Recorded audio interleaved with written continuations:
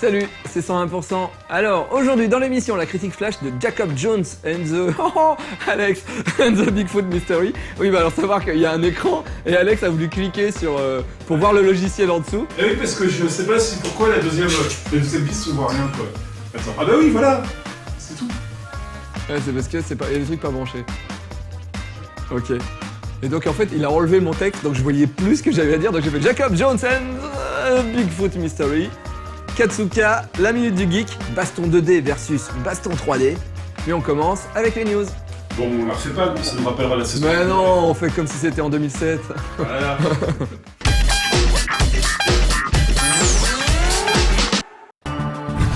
Avec la Ouya, déjà disponible pour ceux qui ont kickstarté le projet et bientôt disponible pour le commun des mortels, la scène indépendante a de beaux jours devant elle. Pour preuve, le jeu Towerfall qui sortira à la fin du mois donnerait bien envie d'investir quelques économies dans cette petite console. Il s'agit d'un jeu inspiré de Super Smash Bros et du mode multijoueur de GoldenEye, pour les références les plus claires, dans un style rétro coloré et une ambiance médiévale. Pour la sortie du jeu, on aura accès à 4 personnages et 4 modes de jeu, dont le grand classique Deathmatch et Team Deathmatch. De nombreuses variantes sont là pour pimenter les parties, et surtout 70 arènes différentes, réparties autour de 7 thèmes. Si d'autres jeux de cette qualité viennent à sortir rapidement, nul doute que la Ouya saura se faire une place au milieu des Xbox One et autres PS4. Grâce aux sorties de Minecraft sur le Xbox Live Arcade et sur smartphone, Mojang, le studio du jeu, a engrangé de très importants profits au cours de l'année dernière. D'ailleurs, il continue toujours d'écouler des exemplaires de son jeu devenu culte. Le studio s'est donc lancé dans d'autres projets, et notamment Scrolls, prévus sur PC et Mac. Si nous n'avons pas beaucoup d'informations sur ce titre pour le moment, on sait tout de même qu'il s'agira d'un jeu de stratégie tactique avec des combats case par case. Le gameplay, lui, tournerait autour de différents parchemins. On pourra donc construire son propre deck, échanger des parchemins et bien sûr jouer en ligne. Enfin, une date vient d'être annoncée pour la sortie de la version bêta qui sera disponible pour une vingtaine de dollars à partir du 3 juin.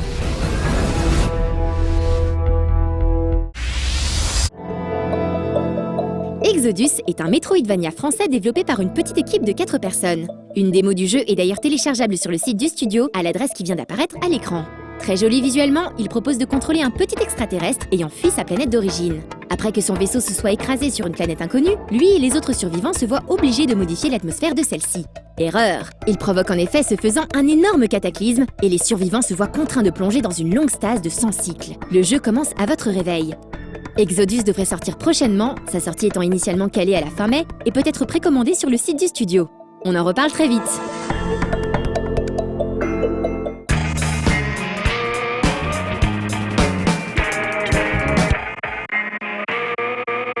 Rappelez-vous, il y a quelques semaines, j'avais un superbe invité américain dans l'émission. En fait, c'était pas vraiment un invité américain, c'était Dedo. Et rappelez-vous, il est parti comme ça à la fin de l'émission.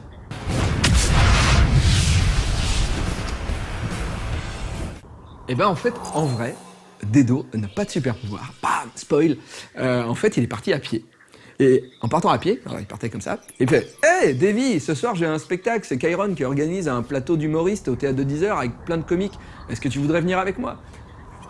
Moi je lui fais « Je sais pas » et tout, il me fait « Allez, viens, ça va être cool. » Je dis « Ok, d'accord. » Donc, je vais au spectacle.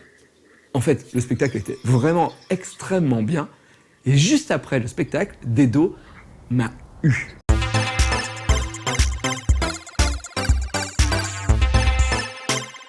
Well, Mr. Bigfoot, I have to admit, I'm impressed. Il y a des jours comme ça où on a un après-midi à tuer avec une PS Vita sous le bras.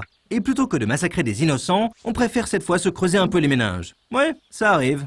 Dans ce cas, on file sur le PlayStation Store et on voit qu'un petit jeu du nom de Jacob Jones and the Bigfoot Mystery est sorti pour 2 petits euros. Et on se dit que ça pourrait être l'occasion.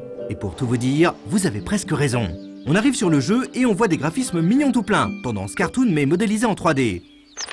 Le scénario se met en place. Le petit Jacob Jones part en colonie de vacances au camp de la Plume de l'Aigle, forcé par ses parents qui veulent le voir se faire de nouveaux amis. En chemin, il apercevra une créature étrange et orange, mais personne ne le croit. Suite à d'autres rencontres du troisième type, qui feront de lui la risée de la colo, il retombe nez à nez avec Biggie le Bigfoot, et l'histoire prend alors une tournure particulière à tendance plus qu'improbable, si elle ne l'était pas déjà assez. Le jeu se présente comme un visual novel. On suit l'évolution de Jacob Jones dans des phases narratives, parfois assez longues, entrecoupées d'exploration du campement et de temps en temps une énigme sauvage apparaît. Les phases narratives font évoluer le scénario et sont au final la principale source de durée de vie du jeu. Heureusement que les dialogues sont souvent teintés d'humour et de références à la culture cinématographique récente. Sinon, on aurait vite fait de tous les zapper et de diviser la durée de vie par 2 ou 3. On sourira donc à l'évocation de Jason de Vendredi 13, à la célèbre phrase « Here's Johnny » de Shining, ou encore à l'allusion à peine déguisée de Twilight lorsqu'un des personnages raconte qu'il a lu les 127 tomes de la saga Moonlight et a vu tous les films 2 fois. À part ça, il y a souvent un mot ou une situation qui fait sourire, sans être désopilant pour autant, mais au moins on ne s'ennuiera pas.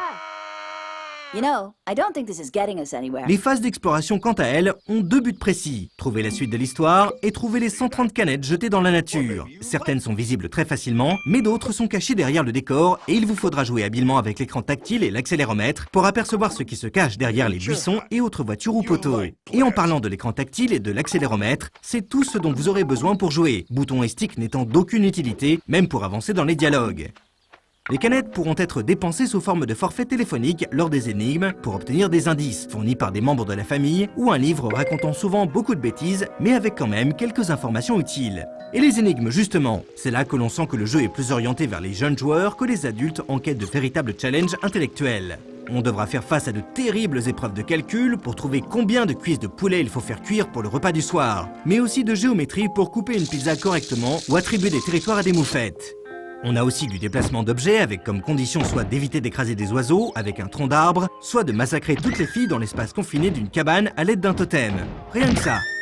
À côté de cela, on a des énigmes plus textuelles, où il faut réussir à trouver l'astuce dans le récit pour comprendre et obtenir la bonne solution. Et c'est souvent avec ces énigmes qu'on se prend le plus la tête. Pour chacune, on gagne des bons points, sorte de score, et si on rate une tentative sur une énigme, on gagnera moins de points. Grâce à un bouton de réinitialisation, on peut recommencer la plupart à volonté sans perdre de points. Sur les rares autres, on se fait avoir une fois, puis à l'aide d'un indice, on se rend compte que la situation était en fait ridiculement simple, mais on ne regardait pas comme il faut et cela pourra frustrer certains joueurs. Enfin, il n'est pas possible de parler de Jacob James sans parler de son grand frère le professeur Layton sur la console concurrente. Sans être une pâle copie, il est une alternative sympathique dans un univers coloré et prometteur. Il est à noter que Jacob Jones se présente sous la forme d'une série en 5 épisodes, et pour l'instant, seul le premier est disponible. Une fois le jeu fini et le cliffhanger de l'épisode 2 visionné, on se dit que ça a été plutôt court, 4 heures en prenant son temps, mais vu le prix payé, le rapport qualité-prix est tout de même plus qu'honorable. C'est finalement un jeu très abordable, et que vous pourrez facilement faire jouer à tous ceux qui veulent passer un petit moment reposant. Et pour ceux qui n'ont pas la dernière console de Sony, sachez qu'il est aussi disponible sur iOS à un prix légèrement plus élevé. De quoi se faire une petite énigme dans le métro.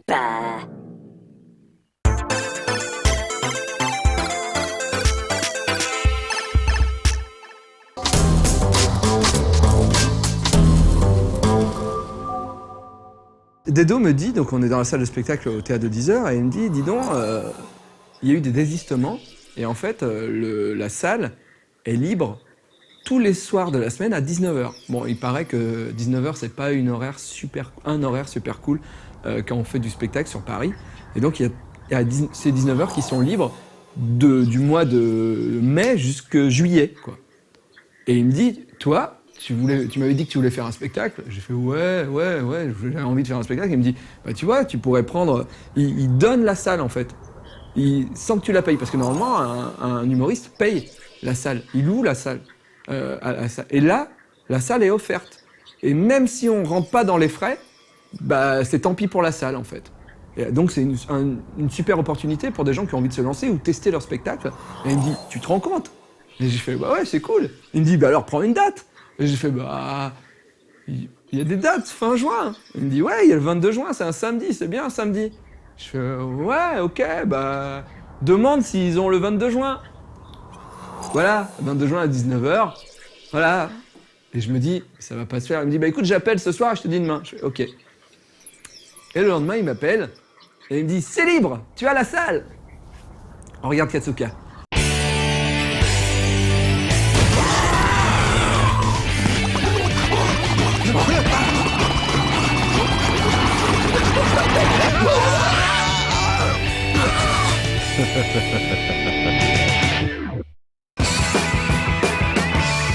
Salut à tous! Cette semaine dans Katsuka, on ira flotter dans l'espace et aussi un peu dans l'océan. Mais avant ça, les news!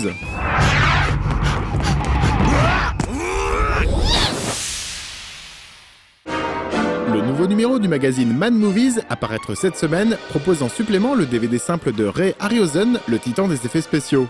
Un documentaire dont je vous avais déjà parlé, consacré au maître des effets spéciaux stop motion, qui nous a malheureusement quitté début mai à l'âge de 92 ans. A noter qu'une édition collector Blu-ray sortira par la suite dans le commerce.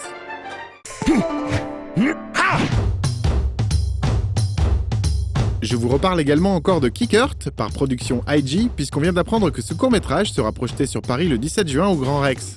Une séance exceptionnelle en présence du réalisateur Yuasa Masaaki et d'autres membres de l'équipe, avec également un making-of inédit et le premier épisode de Tatami Galaxy par le même auteur. N'hésitez pas à réserver vos places pour cette soirée organisée par Wakanim en partenariat avec KZ Play.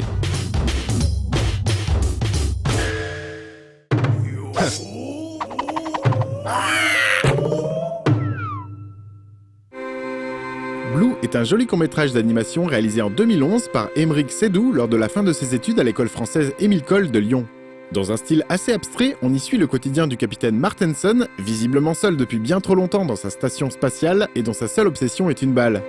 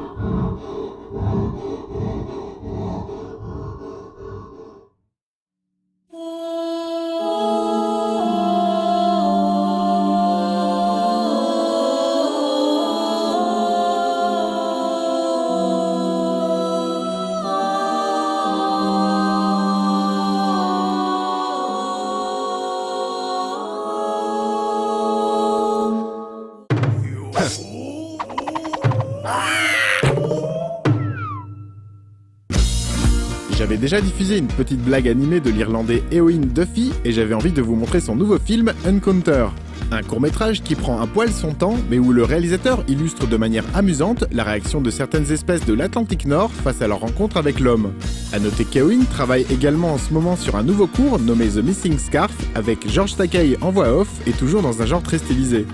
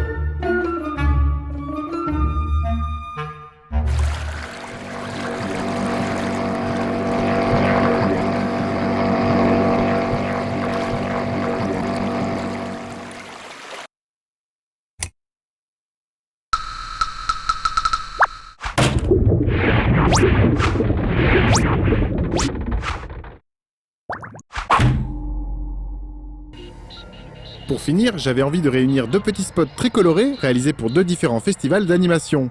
La première vidéo est le générique d'ouverture réalisé par Dante Zabala pour le dernier festival Pictoplasma qui a eu lieu à Berlin en avril. Et la seconde vidéo a été produite par Memoma comme appel à film pour le festival mexicain Cutout Fest qui aura lieu en novembre.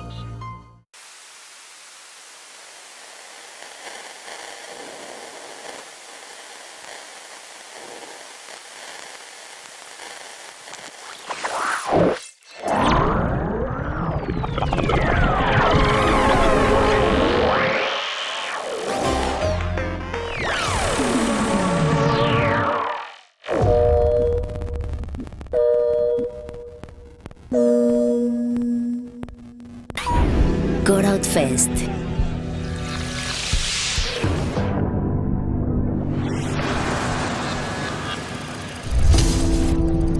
New ways of seeing. International Animation Festival. 5 Elements. Arcane 5, 5th edition. Call for entries deadline June the 30th. Check for rules and regulations at cutoutfest.com and submit your film. Voilou, à dans 15 jours.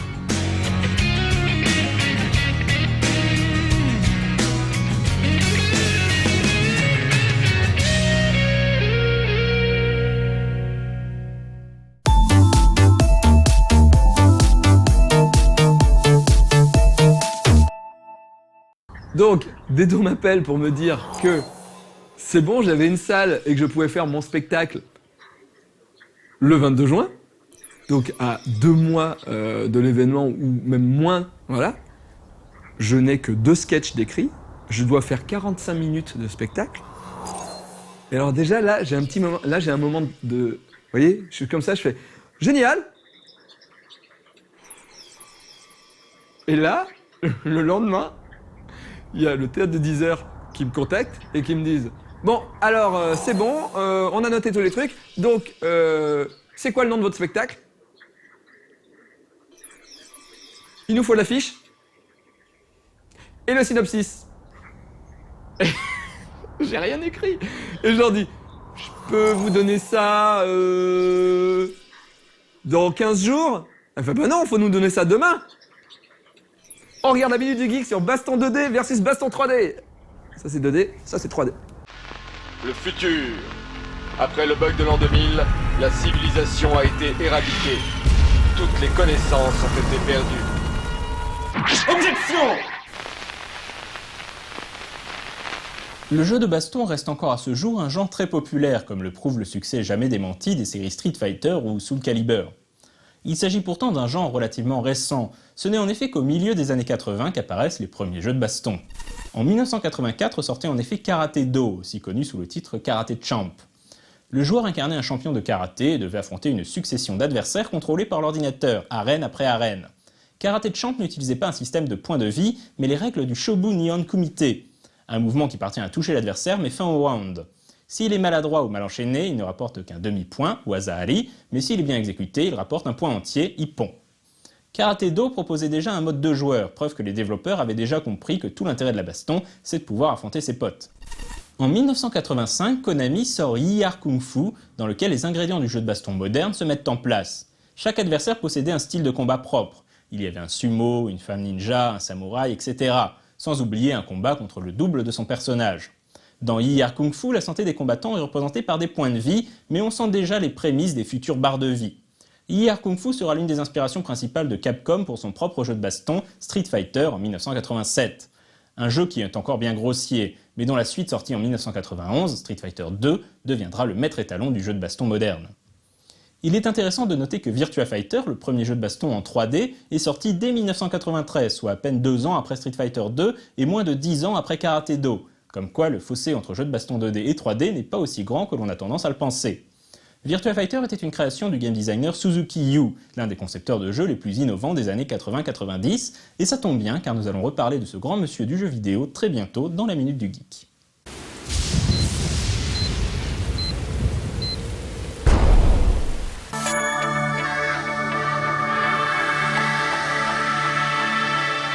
Et donc voilà, il y a 2 semaines, je suis venu à No Life un dimanche après-midi, j'ai demandé à Alex si je pouvais utiliser le fond vert. Rémi est venu avec moi, et on a fait des photos sur fond vert. Et j'ai fabriqué une affiche le soir même. Là j'ai fait, bon, comment pourrait s'appeler mon spectacle? Je me suis dit, bon, je vais prendre un truc qui a un rapport avec mes BD, donc petite dépression entre amis. C'est bien parce que vu que je veux pas faire que des trucs drôles, je veux pas que je vende un truc en disant « Hey, l'homme le plus rigolo de la Terre !» puisque je vais pas faire des trucs que drôles, donc j'ai appelé ça petite dépression entre amis. J'ai fait l'affiche. Après, il a fallu que je fasse un synopsis. Et là, le synopsis, j'ai fait Davy Mourier vous raconte sa vie sucrée avec des vannes amères. Oh, on est obligé d'y aller maintenant. Et voilà. Et hier, j'ai écrit un sketch. Donc voilà, c'était mon histoire pour mon spectacle le 22 juin au théâtre de 10h. Et bah écoutez, si vous avez envie de voir le Titanic couler le 22 juin, bah ça sera au théâtre de 10h. Je vous dis au revoir, salut.